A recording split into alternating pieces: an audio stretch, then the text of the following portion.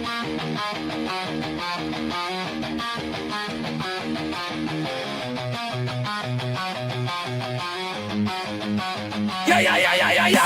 Wake up with coffee and sports. Sunrise glow, listen coast to coast. A flow like you know. Offensively, who made them? Oh, Patrick Mahomes. Sideline to sideline with plays to show. This network's got the spark. When you put up 300 yards rushing against someone, that you got your butt whooped. I feel like I would have liked to see Oregon Ohio State in the semis, not the quarters. So I think some reseeding is probably where I would change. But they're out of their mind. They're going to do this 3 quarterbacks in a row. Here's the crazy. I just can't take it. Birds keep flying high, fans cheering loud, and one podcast moving through the crowd. Meaty Boyz brawling, no holds barred out. This wire life never in doubt. Tune into the vibe. That's my bold prediction for the show. Devin Booker in the next 3 years, he will be a Houston Rocket. Because I still think Seth is still at the top of his game. I do. I think he's right there. Who knows? Maybe not this year, but one time soon. Why wouldn't we potentially see Seth and Roman? Tune in the vibe.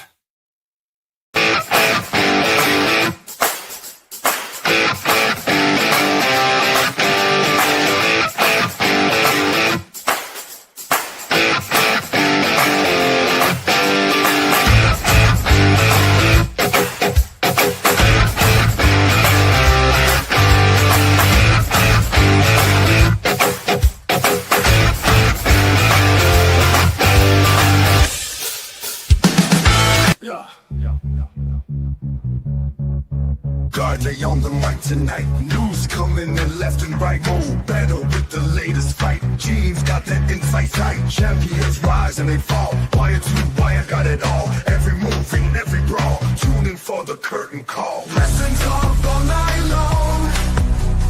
Catch the latest match and song. Ring the bell, let's get it on. Every story bright and strong. In the ring they clash and roar. New rivalries and so much more. Titles change and legends lore. Hey, what's poppin', y'all? It is your boy, Guard E3, and welcome to the Meaty Boyz Podcast. Of course, joining me like every week, he is the greatest co-host of all time. He is Mo Better. How you doing, Mo? I'm doing great, Brett. Welcome, chat. Let's talk some wrestling. Absolutely. By the way, I love the name. Dable is not the only one who better be renting, I'll say that. It'll be some fun discourse on the morning show on Friday. Sure. You know, I wanted to start this off by almost settling a couple of debates, almost like some weird hot topic things online. And the first one is it's AEW related, and I wanted to get your take on this. So there seems to be some back and forth discourse because obviously All Out, AEW went and sold out Globe Life Arena, the baseball stadium. It was massive. It was great, 50,000 people or however many it was. And now for their regular TV shows, they've been, taking residencies in these smaller arenas that maybe fit like 900 to 1,000 people. We got some people complaining that the arenas are too small. So I guess my question to you is, Mo, do you think that's really important at the end of the day? Because, I guess I don't understand why people are complaining about arena sizes because I don't think that really affects the viewing experience. I agree. To me, as a fan, what I value more than anything is the content, the product that you put out there in the ring. And I would argue that AEW has only gotten better at putting out high-level, entertaining matches. And so I know when I'm watching even their TV shows, what I don't care about is I don't care about who's in the crowd or the crowd size. I'm entertained by the talent that they put in the ring, and that's what matters most to me. Agreed. And you know what's funny? I actually think it's the opposite for me. I actually kind of like these smaller venues because when we're talking about them, like aesthetically speaking, it's kind of nice to see these really unique and cool looking venues rather than, always being in a bigger stadium is nice, but after a while it just kind of looks bland. So seeing in some of these venues with all different shapes and sizes have been kind of cool to see. And I'd rather have maybe 900 to 1,000 rabid fans, because you can't deny that the fans, when they do go to the AEW events, they're always so invested. So I'd rather have 1,000 fans than maybe, okay, let's rent out this 15,000 seat building but only sell 3,000 tickets and half the people don't even know what's going on. Obviously more people the merrier, the more money you make, but I just really like the smaller, condensed, hardcore fans that really, to me, just make a fantastic environment. I agree. Like I said, I think that sometimes the small venues, the environment is more lively, it's more wired. So people always have a reason to complain, even when there's not a reason to complain. So, as a fan of AEW, big venue, small venue, as long as they keep putting out these bangers, I'm going to keep watching. Oh, absolutely. But look, we know how it is, Mo. There's just so much to talk about right now in the world of WWE. And, normally we start at the beginning of shows and go to the end. But sometimes something so big happens that we just kind of have to jump right into it. And that's kind of what we're going to do. Friday Night SmackDown. We waited for it. CM Punk and company have been teasing it for the last week. Main event comes on. Becky puts her hand on Punk again. And for the first time in 10 years, out comes AJ Lee, my favorite women's wrestler of all time. I was over the moon for this one. The crowd erupted and went crazy. It was truly just almost felt like a surreal experience to watch. And I wanted to get your opinions on that, Mo. Were you happy and with the way they brought back AJ? And just what are your thoughts on the whole return and her being back in general? Well, first of all, let me just say I'm with you. I'm being a big fan of AJ Lee. I was hoping it was going to become a reality, but in wrestling, sometimes they lead you left and then they go right and you go, oh, and you're a little let down, but the buildup was just right. And when I heard the music, I got really excited, but I calmed myself to make sure she's the one that actually came out. And when she did, it was just an amazing moment. Over a decade since we've seen her, AJ Lee, in the WWE. And so it was a huge moment, an emotional moment for a lot of fans, exciting. And I thought bringing her back now is the perfect time too. This is when the stars align right, because of the feud between Punk and Rollins, and now Becky interjecting herself in that feud. This opens up the door for AJ Lee not only to come back and to compete with her husband. At some point, I have to believe she's going to take her shot at Becky's IC belt, right? So I think it opens up more storylines, not just for Punk, but for her as well. And, it really opens up a new option for, even WrestleMania season next year, because it really felt like you were thinking the same handful of names when it comes to who's winning the Royal Rumble. It felt like you set up, we were talking Bianca versus Rhea, maybe Liv wins the Royal Rumble, but now we toss AJ in the loop, and that opens a whole can of worms to how you can book WrestleMania season. So like I said, I'm over the top excited.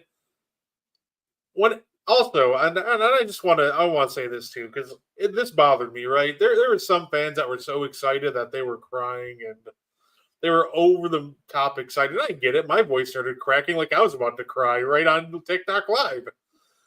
But, we had those guys, people that were just sitting there judging them, saying these can't be real people. It's so weird to me that people want to judge what makes other people happy. This was a massive return for a lot of people. AJ Lee influenced like a whole generation of not only the locker room, just a whole lot of, women in general. During her time in the WWE, she was very influential. The fan after she, continued to go be a New York Times best-selling author, like, I just want to throw it out there. If you're going to sit there judging somebody for being just, I guess, happy over, what happens in wrestling, then it's just kind of weird, dude. Like, let's just not judge and let others be happy. That's the message I wanted to throw out there. I love it. Live and let live. People who get really emotional, you pointed it out. I think people forget because it's been a decade how big a star she was, how impactful she was, and how influential she was. You forget that. Remember, with her character, AJ Lee was completely different. The way her character carried herself, her in-ring persona, all of the above, even the way she dressed, inspired, like you said, a generation of fans.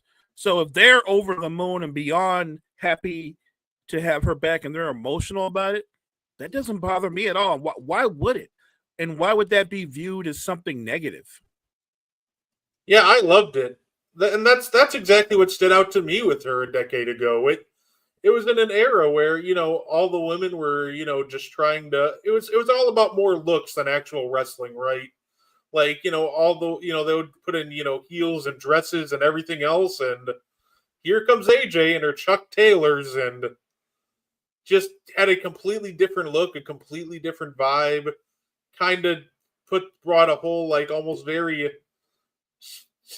almost nerdy perspective, big gamer, big into cartoons. Like I said, that's what got me, just how different she was compared to anybody else. And the fact that even after, I think a lot of people forget, a big reason the women's revolution did start is right before it started, AJ was calling Stephanie McMahon out on Twitter, talking about how, women should be getting more than 30-second matches and better pay.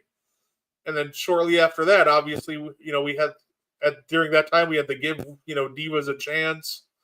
So the anti-diva of that era was a big reason as to what we have now with the higher quality wrestling and the women making more money, because she wasn't afraid to stand up for not only herself, but the rest of the locker room. And you see her influence all over. That's why she's so beloved. AJ Lee was a pioneer. I and if you weren't there, if you didn't watch her, because there was a period, I think, for a lot of people that when the Monday Night Wars ended, some people stepped away from wrestling. I know I did. But when I came back, AJ Lee was like at the peak of her powers. And I instantly gravitated towards being a fan of hers, looking forward to her matches, the whole nine. So if you don't know her, and you're wondering why she has such a huge following, I would just tell everybody, just take a beat, go to YouTube, type in her name, and you can see some of her old matches. She was one of one, and I think it's great to have her back in the WWE. Oh, I'm just waiting for it. To me, there's like I want to see AJ versus Rhea Ripley, because I want to see if they can pull it off, because I think countering the Riptide into the Black Widow submission would just be the sickest thing that they could do with her, honestly. But yeah, like a lot of dream matches down the pipeline. Definitely excited. You know what I forgot when I saw her come out? You forget how small she is. Like she's it's been a minute, but she's really tiny. Yeah, absolutely. It was crazy to see her too, because it's the other crazy part. It's been 10 years, like, because just of how you can tell she, I guess, like, works out and how good of shape she kept in, because she comes back and she doesn't look like she's aged a day. Like, you could argue she even almost looks younger than she did 10 years ago. So that, to me, that was just an incredible, like, overall sight to see. I think she's in better shape than her husband. Hey, maybe. the real question: we got AJ, we got Punk. When's the dog debuting? When are we going to get that Larry debut? I hope that's coming soon. Oh yeah. So we're obviously getting the WrestlePalooza match with the 4 involved. And honestly, Mo, that's the biggest reason why I'm going to get ESPN Plus. Like, the entire card looks like fun. Mainly it's that match, and Io versus Stephanie Vakir is going to be great. But I feel like that Fatal 4, that tag team match should probably just be the main event. I know we got, the Cena match, but it almost feels like with how big that moment will be with AJ's first match back, I think that's a real shot at, main eventing WrestlePalooza, but it probably won't. They'll probably give it Cena. Yeah, I was thinking the same thing. The main event's probably going to be Cena, but you never know. I'm just excited for they've managed to put together what looks like a pretty good, fun, and entertaining card. So I'm excited. Can't wait for it. And I want to see where they take the storyline. No, absolutely. Speaking of storylines, I love the little bit that they did with John Cena's retirement tour on Friday as well. Great callback with him having the U.S. Open Challenge match against Sami Zayn, throwback to when Sami Zayn debuted and he had the U.S. Open Challenge match. And those two looked incredible. I was so mad when that got interrupted because those two, they knocked it out of the park. It almost feels like that his run right now with all these great matches, Mo, is kind of making me start to regret his heel turn a little bit. Just because I'm like, he could have been giving us this the entire time? What? Oh my goodness. I think the heel turn was a fine idea. I just wish they would have maybe took more of a tweener route so he could still give us some of these quality matches, not having to like slow down and work a 90s heel style. But man, he's doing so well, Mo, that if he decided to go, you know what, guys, just kidding, I'm going to WrestleMania, I'd be like, hey, you know what, that's all right with me.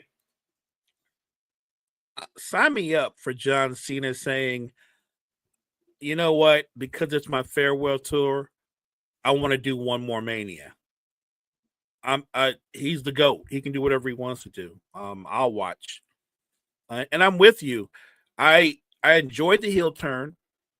The execution of it was perfect. The timing of it was perfect. How they rolled it out overall, I was fine with it. But you're right. He could do so much more being a face again.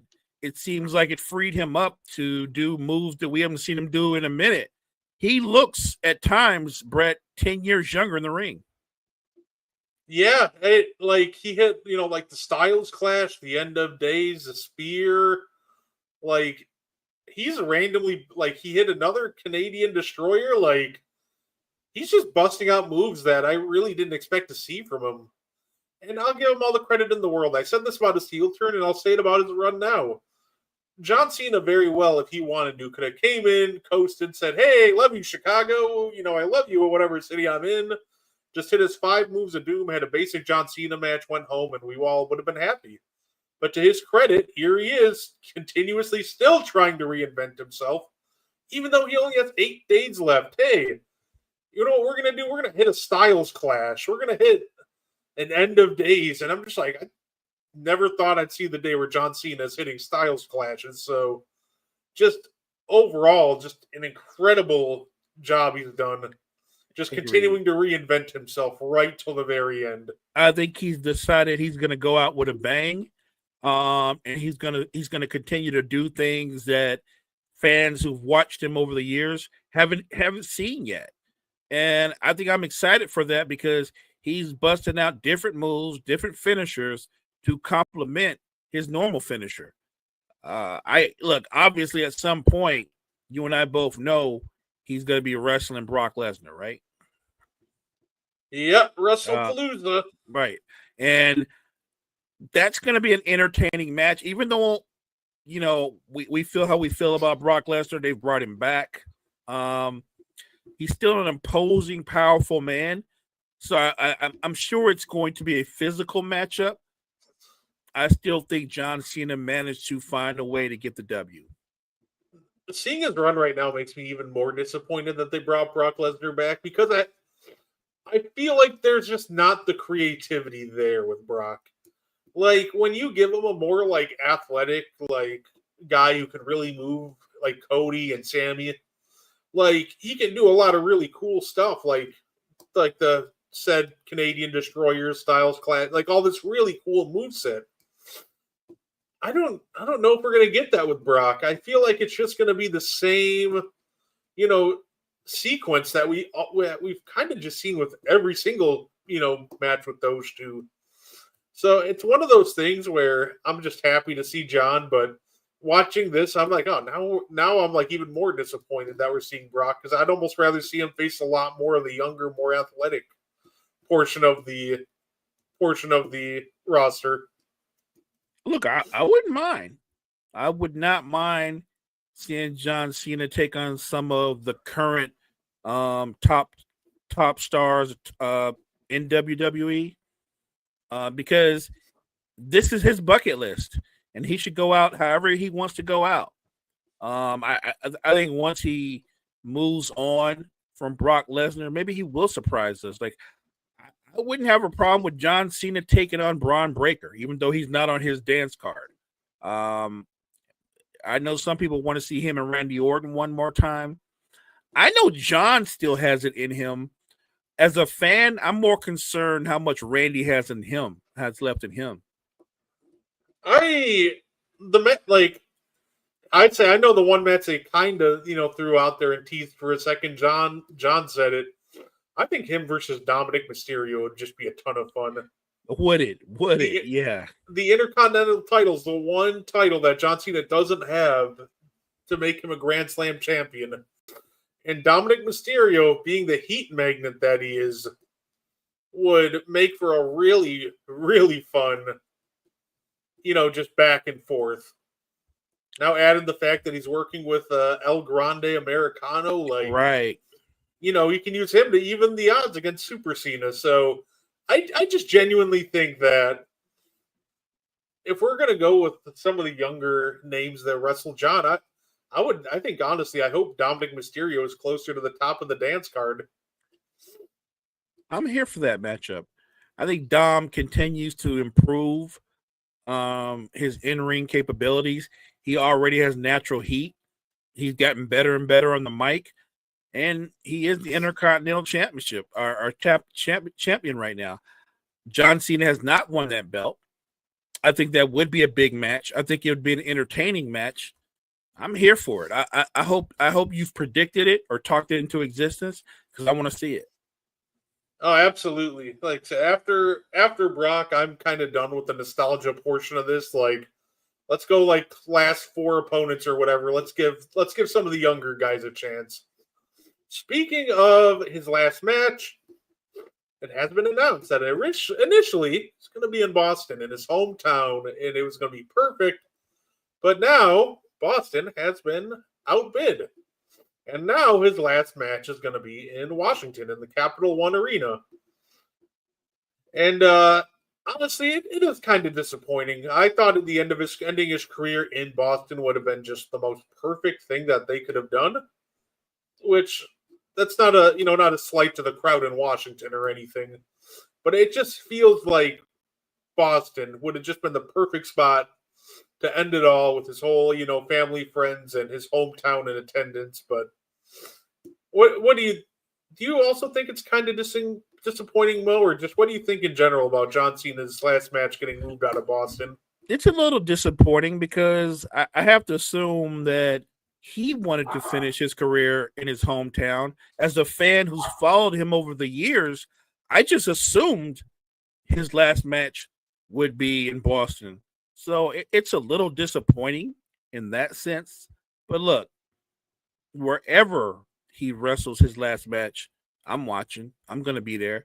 I'll get over my disappointment, because years from now, I'm going to tell people, I remember John Cena's last match, and he wrestled against, you know what I mean? And it was a great match. So I'm still excited. I'm a little let down, but at the end of the day, Money still rules, right? They got outbid, and that's why Washington got the Cena match. I'm going to be watching. Oh, absolutely. Definitely already put it off on my work calendar for December 13th when that last match is happening. It's going to be a lot of fun. I'm looking forward to it. But yeah, like I said, not going to let it dictate how I feel that night. Like I said, just a little slightly disappointing. Of course, like I said, SmackDown was fun, but I think a lot more of the discourse right now is just happening on Raw. We have a tag team match at WrestlePalooza. We got the Usos versus the Vision, Jimmy and Jay versus Braun Breaker and Bronson Reed. And let me just start off with this. The Usos are just so much better together. Jay is fantastic. Jay's great, Jimmy's great, but just together, their chemistry is undeniable, as shown in that first segment against the Vision on Monday. Are you scale of 1 to 10, Mo? What do you think? How excited are you for this match? I'm excited for the match. I think it's going to be an interesting matchup because the Vision obviously brings their power and those devastating finishers to the match. But like Jimmy said, the Usos are bringing the best tag, arguably one of the best tag teams ever to do it in the history of wrestling. And he and his brother have natural chemistry. Look, Jay's a star as a singles performer, but I think when he and Jimmy are together, they become superstars. No, I completely agree with that. And the match between them is going to be good. It's going to be a lot of fun. And even then, not even the match, just the segments have been a lot of fun. Like those two with their chemistry on the mic is great. And watching Jay get Jimmy to break character mid-promo was so funny on Monday. If anybody didn't see, they were talking about Paul Heyman, and Jimmy goes, the wise man. Jay goes, a.k.a. the advocate, a.k.a. Then Jimmy goes, the orca, and then Jay goes, built like one. And Jimmy's about to go on, then he just has to turn around and collect himself for a minute. He wasn't expecting that. I wasn't expecting that. And to me, it's just such a reminder about how good those two play off of each other. So from this point forward, even if, you'll want to keep, pushing Jay for singles titles, I hope, you just keep Jimmy with them in the context of the tag team because those two are just too good together to separate again.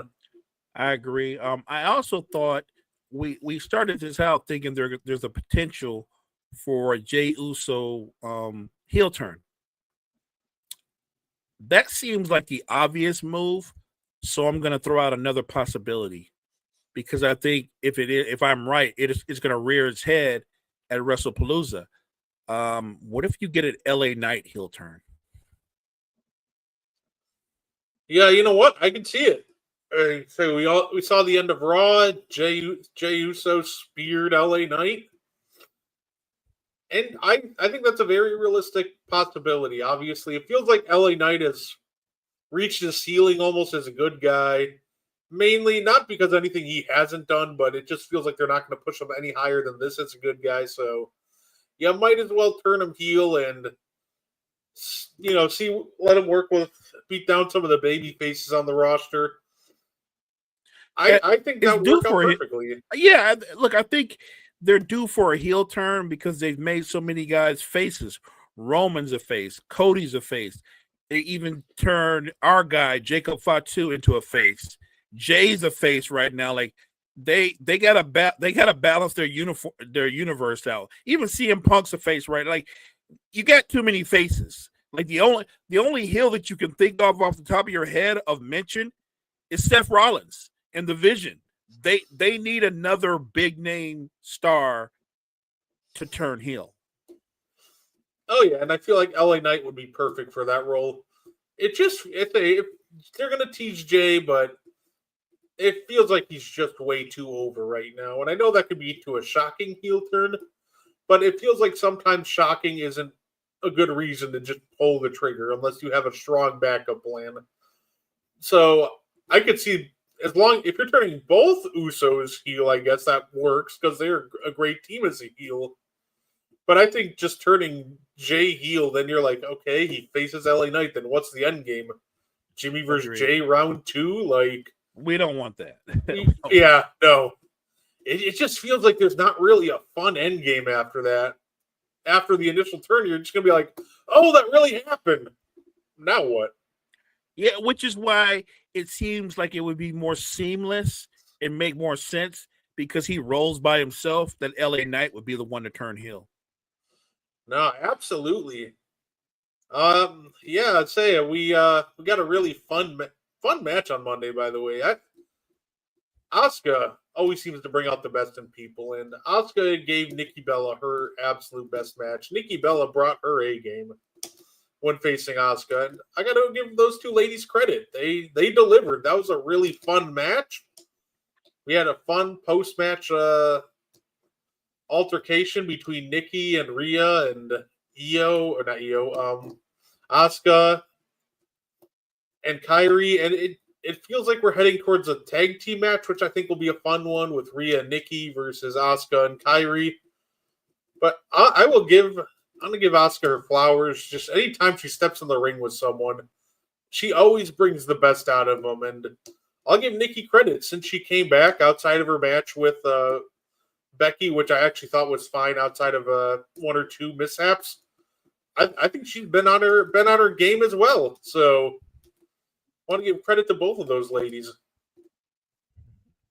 It was a really good match. Honestly, I was concerned that if Nikki could go to the level she needed to be competitive with Asuka, and to her credit, she by far wrestled the best match she's had since returning. I thought it was an entertaining match. She was a really credible opponent. It looked like she had studied Asuka really well. And it was an entertaining match.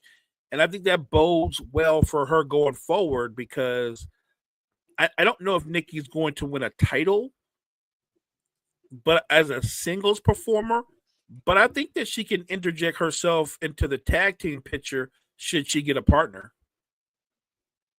Yeah, no, absolutely. And that's fair. And obviously there's the obvious partner. You could bring back Brie if you want, or you can find somebody maybe younger. Maybe she takes on a protege to learn from her. There's so many different angles that you could go. Maybe she goes with somebody who's a trendsetter of their own. Maybe she teams up with AJ Lee. Hey, that would be fun. Say Nikki and AJ, they sure had their rivalries in the past. They did. Say, if I remember correctly, the Bellas were actually AJ's last matchup before she retired the night after WrestleMania. It was like a 6-woman tag. Say they also had her last WrestleMania match versus AJ and maybe somebody else who might return later down the line, Paige. Man, I remember Paige. That would be dope if she came back. No, absolutely. With Paige, I hope she comes back. That'd be a fun nostalgic pop. I will say I wouldn't be I'm not really fond of seeing her in the ring.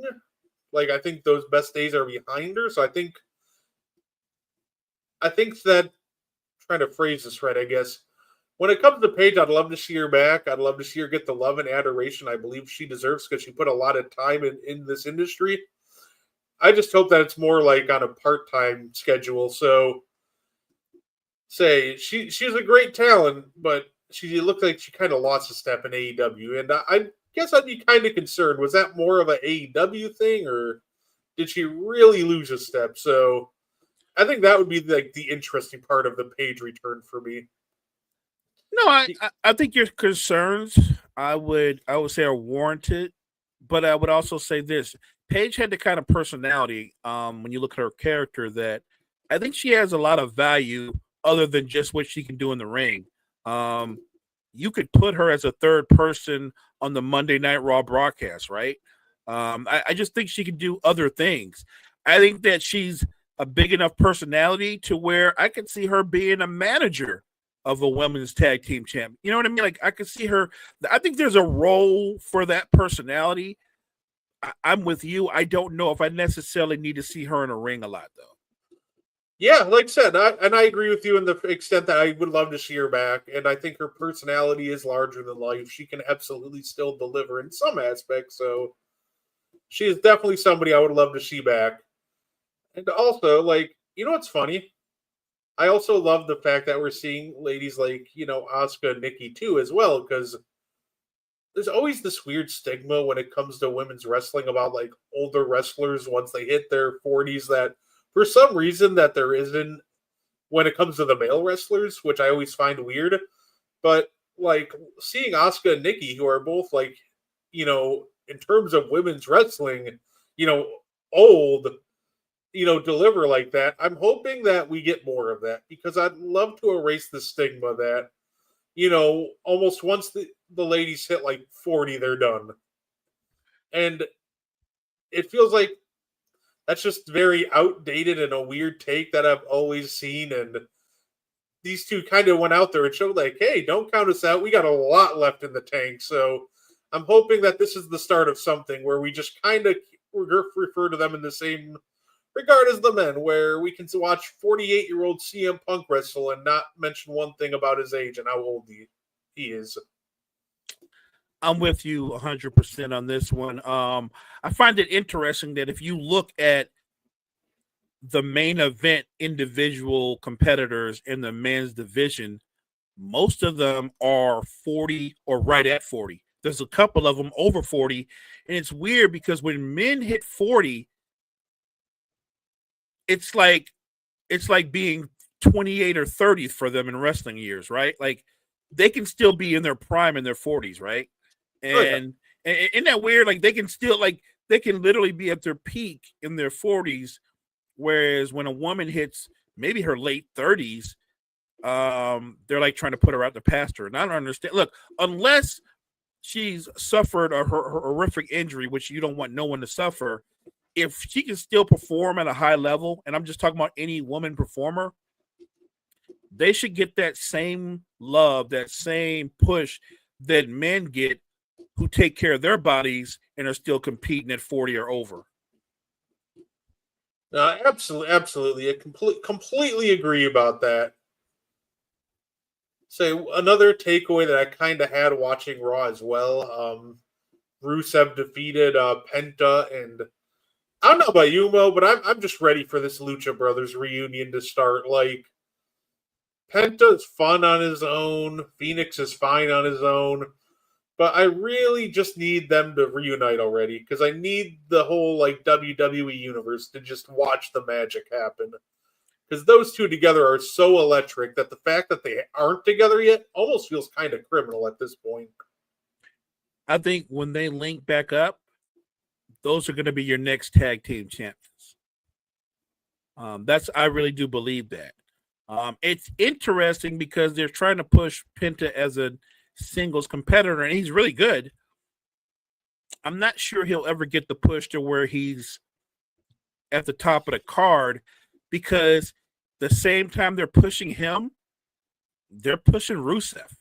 And look, what can you say? Rusev is a bear. I think Rusev is going to take one of the mid-card belts at some point. Hey, absolutely. I remember he had a fun run in AEW as the Redeemer. He called himself God's favorite champion. That was a lot of fun. So I'd love to see that again. Definitely would be a great thing to do to put a mid-card title on him. Maybe he brings his wife back. I'm okay with that as long as they don't get too cute with it. They've run some really bad angles with those two. Like, as long as they just keep it simple, manager, wrestler sort of thing. That's what I meant. That's what I meant. Not an extra storyline, not no love triangle, just she can be there, she can support him. Maybe every now and then she might interfere a little bit, maybe put his leg on the rope. But yeah, just manager, performer, that kind of relationship. Oh my gosh, that was such nightmare fuel. That is the only reason I get nervous about the idea of Lana coming back with them, because then it just brings me back to that weird love triangle that they threw like Liv Morgan in at the end, and then you're just like, what is going on at this point? So I'm for it as long as they follow the KISS method. Keep it simple, stupid. So say I'm here for it. I found it. Say overall, like I said, I was able to be at Raw, and that's always such a fun experience. I've been uploading some of the videos on my TikTok. Oh, that's awesome. And though I was slightly disappointed they were going to have a contract signing. It's not necessarily a contract signing I was disappointed about them canceling, but it was more so that it was going to have Io Sky and Stephanie Vakir there, and I think Stephanie's a little banged up right now, but they said the match is still good for WrestlePalooza. But that just might be straight up might be the best match on the card between those two. I think Stephanie and Io are going to steal the show. Like that's going to be an absolute barn burner of a match at WrestlePalooza. I think any match that follows that match, that's going to be a tough act to follow. I really do believe that. I'm with you, partner. That's my pick to be the best match of the card, and I think it's a fun card. But I think that when you look at how they both perform, they seem to already have some kind of a chemistry. I could watch Stephanie Vakir and Io do their thing all day, every day. Oh, absolutely. By the way, did you see that Ronda Rousey had an interview and she had some stuff to say about Alexa Bliss? Oh, I did not see that. I'm going to read you this quote, and I want to get your reaction to it because I find this so funny. So she had an interview with the Lapsed Fan, and this is her quote. The fact that they had me fighting Alexa Bliss at all was ridiculous. And you want to know why they had me against Alexa Bliss? Because she had the most merch sales at the time. Like, what the F? That's your decision-making process?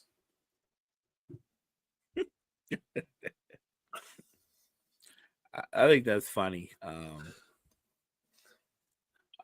I don't think she gets how professional wrestling works, or how sports entertainment works. Ronda's thinking in her head, if I get Alexa Bliss in the octagon, I should be able to manhandle her, right? That might be true. But in a WWE ring, they take into everything. Your persona, your mic skills, your wrestling skills, how you bond or don't bond with the crowd. And why would wrestling Alexa Bliss be like some kind of downgrade? Why? You know what I mean? Like, I wouldn't take that as a downgrade. I think Alexa Bliss is an incredible performer. And I completely agree with that. That was my first thought too. It's like, do we not know how business works? That's how it's always going to be, no matter where you go, right? You're going to put your two biggest draws together and hopefully make a lot of money. Like, that was the first thought. It's like, how do we not see this? Like, yes, if you get Alexa Bliss in the octagon, you'd break her in half. But guess what? You're not in the octagon. You're in a professional wrestling ring. And since the beginning of time, that's just kind of how it always has been. If Repo Man got over big time in '95, guess what? SummerSlam main event would have been Diesel versus the Repo Man. Like, it doesn't matter. If you draw money and sell a ton of merch, you're gonna get these main event shots, or at least the high mid card shots. This shouldn't have been a surprise to her at all, or to anybody. Because you're right. It is about how the business works. Look, I think Jey Uso is one of the most over stars I've ever seen. He's got a relationship with the fans that very few wrestlers ever have. But I'm trying to go for a comparison. A guy like Ric Flair, who was a lifer, who was a technical wrestler when he needed to be, Ric Flair was all about the business. You know what Ric Flair wouldn't have said? He wouldn't have been insulted if Ric Flair got matched up against Jey Uso. He would have embraced it because he realized how big a face Jey Uso was. You know what I'm saying? Like, Ronda clearly, she doesn't understand the assignment. Yeah, no, absolutely. Like I said, to me, that was just such an odd thing to say. And it's funny, you would think that she would know the assignment. Like, she spent a lot of time, in fighting industries and, in a decent amount of time with the sports entertainment industry. So she also gave some interesting insight on, dealing with Vince, why she was so mad dealing with him. And it made sense. She pretty much said that she likes dealing with people directly, and Vince would just say whatever to get her out of the room, then make her deal with a middleman to get to Vince. So, and then the other interesting that I thought she said was she refused to tap out to Becky Lynch because Ronda Rousey just doesn't tap out. So I guess that makes sense in terms of her character, but there's some interesting stuff said in that interview. Look, in terms of her character and her reputation, I kind of get that. If you want to keep that aura about you, I understand that. And as far as dealing with Vince or how you had to deal with him, get in line. You're not the first or the last person that Vince handed off to a middleman and kept it moving. That's just Vince. Yeah, no, absolutely. Yeah, no, I completely, I don't even falter for that, fighting to not tap out, because it's the little things, right? Because even, like, for example, with Gunther, how many months after he tapped out to Jey Uso at WrestleMania was he still getting "you tapped out" chants? He still gets them sometimes. That's facts. So, like, when you're dealing with this, like, tough guy or tough girl persona, I get it. Like, if you want to be seen as legitimate, like, something as basic as tapping out once could really, be damaging. So, yeah, I completely get that. And when she said that about dealing with Vince, I wasn't shocked at all. It's just kind of like, oh, honestly, I figured Vince wasn't sitting in his office all day taking face-to-face meetings. So, that was all interesting to me. And the last, before we get out of here, Mo, I just wanted to shout out a congratulations to MJF, who just got married this past week. Oh, congrats. By the way, I've never seen, we talked about how, like, AJ Styles was a grade A hater for traveling all the way to, like, Mexico to, cost Dominic his title match. He did the same thing, I believe, with Logan Paul. He flew all the way to Perth, Australia. MJF just might have put himself in the hater Hall of Fame for this, by the way. He gets married, and what do you think he's doing? You think he'd go on a honeymoon or something? Now, he shows up on AEW Collision like 24 hours later to cost Mark Briscoe his match. I got to admit, that is impressive levels of hating. And even his wife got in on it because somebody tweeted, I thought he would be on a honeymoon, and she said, so did I. So maybe she don't know her husband as well as she thinks she does. For me, that's so him, right? That's such an MJF thing to do, right? His petty knows no bounds. No, absolutely. They seem happy together, perfect for each other. So wanted to congratulate them. There was a little controversy. Apparently, they weren't happy that some of his wedding photos got leaked, some that he didn't want, because there were photos of him and Hangman at the wedding, and of course, him and Hangman are in a rivalry on TV. So, but apparently, and this is where the reason I understand his frustration is because apparently some people went into his family's like private albums and saved the pictures and started posting them online, which I get it. Some things you want to keep private, so I do feel for him that happened to him. For so, sure. But overall, like I said, I'm just overall happy for him. But Mo, that's really all I have for us tonight. Anything you wanted to add before we get up on out of here? No, that hour went really fast. Appreciate everybody in the chat. Appreciate everybody for joining us, whatever platform you're joining us from. Make sure you check us out next week at the Meaty Boyz. Make sure you check Brett and I out Thursday night and one podcast doing what we do, talking hoops. And I'm sure, make sure, unless he's busy or traveling, because my partner travels a lot, make sure you check us out Friday morning for Coffee and Sports, the morning show. Oh, I'll be there. Thursday night, you can hear us talk about our top 10 say our top 10 NBA players if everybody was in their primes. It's going to start doing tier list of NBA players at every position.